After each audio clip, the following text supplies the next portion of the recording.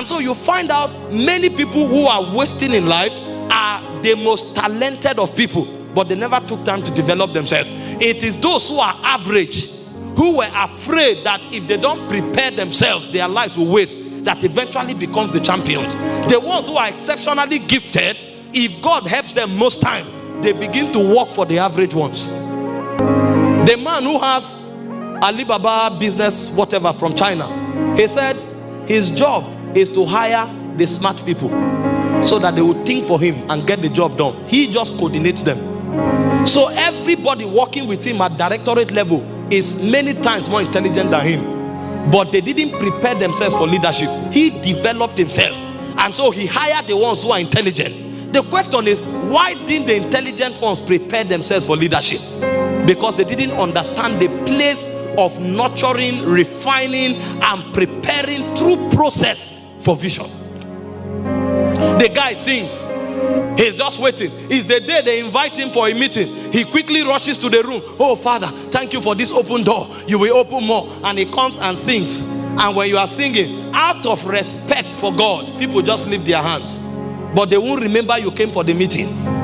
Meanwhile, another person is singing. Your voice is even better than him. But if they say that person is coming to town, people take leave, casual leave, preparing themselves to hear him. You say you are a pastor, you are a preacher. You never sit down to develop your spirit through prayer and the word of God. When there's a meeting and they invite you, you pick 2-3 verses and you come there and shout and shout. Who told you shouting can change anything about a man's destiny? It's not about volume, it's about the supply of the spirit. And they hear you for 4 hours, they don't know what they have picked from the message, and they are wondering, what is he saying?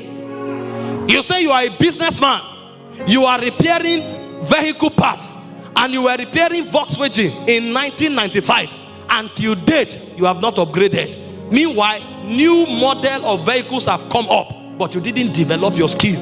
After a while, the whole Volkswagen finished from the market. Even the ones that are not spoiled, they pack them.